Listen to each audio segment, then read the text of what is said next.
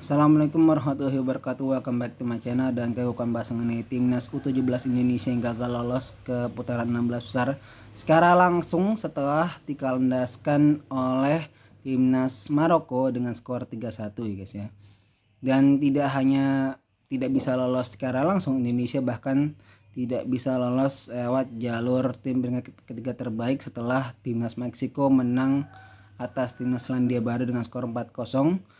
Dan bahkan lebih menyakitkannya lagi, Indonesia cuma bisa menjadi tim peringkat ketiga terbuncit ya setelah Burkina Faso mengalahkan Korea Selatan. Wah, sangat disayangkan sekali ya. Tapi kalau memang mengingat persiapan timnas yang sangat mepet, apalagi kan timnas ini kan sebenarnya kan menggantikan Peru ya untuk menjadi tuan rumah Piala Dunia, ya nggak apa-apa lah ya guys ya. Itu sudah sebuah prestasi ya untuk timnas bisa mengimbangi Ekuador dan juga Panama ya. Sebenarnya gue merasa Panama bisa menang sih, tapi ya sayang sekali kan.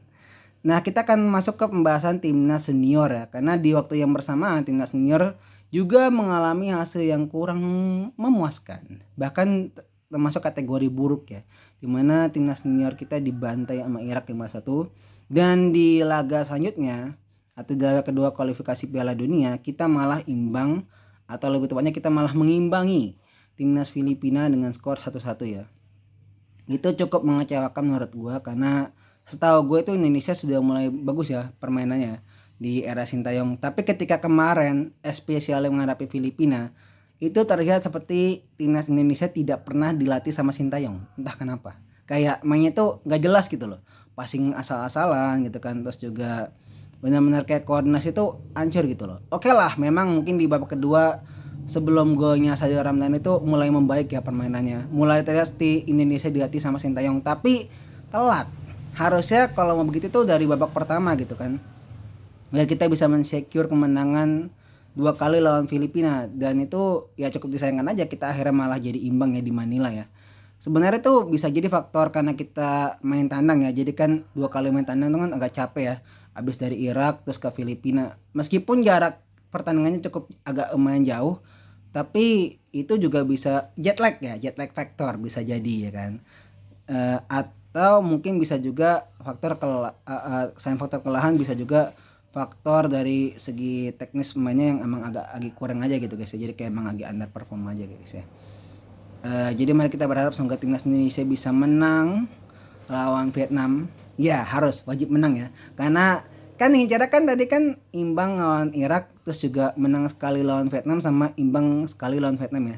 Jadi sekarang mau nggak mau lawan Vietnam harus menang 2 kali, sama lawan Filipina harus menang, dan harus bisa ngimbangin Irak kalau Indonesia mau lolos ya. Ya kan mau nggak mau jadi harus ada 3 kemenangan dong ya kan, karena kan harusnya kan tadi kan 3 kemenangan itu kan salah satu kan lawan Filipina. Nah sekarang nih kemenangannya kita harus incar dari Vietnam nih, mau nggak mau. Karena kalau kita nggak bisa menang lawan Vietnam, wah wassalam, nggak tahu deh apakah kita bisa mengalahkan Irak, kan itu agak sedikit susah ya. Meskipun di sebelah si Vietnam itu juga sebenarnya baru 1 kemenangan ya, dan juga dikalahkan sama Irak dengan skor 1-0 loh. Ya catatan loh ya, kita dibantai sama Irak 5-1, sementara si Vietnam itu cuma dikalahin 1-0. Jadi ini agak sedikit bahaya nih ya, meskipun mereka ditinggal pelatih yang sering bersama mereka ya, tapi mereka masih mengerikan ternyata guys. Tangan gue sampai gemetar loh ngomongin Vietnam tadi guys, itu kamera getar tadi kan. Kalau gitu itu saja dari gue, semoga timnas kita bisa menang dan bisa meraih hasil yang baik. Oke, kalau gitu itu saja, jangan lupa di like, comment, and subscribe untuk gue, dan jangan lupa juga di share ke teman-teman kalian. Gue pamit, wabillahi taufiq wal hidayah. Wassalamualaikum warahmatullahi wabarakatuh.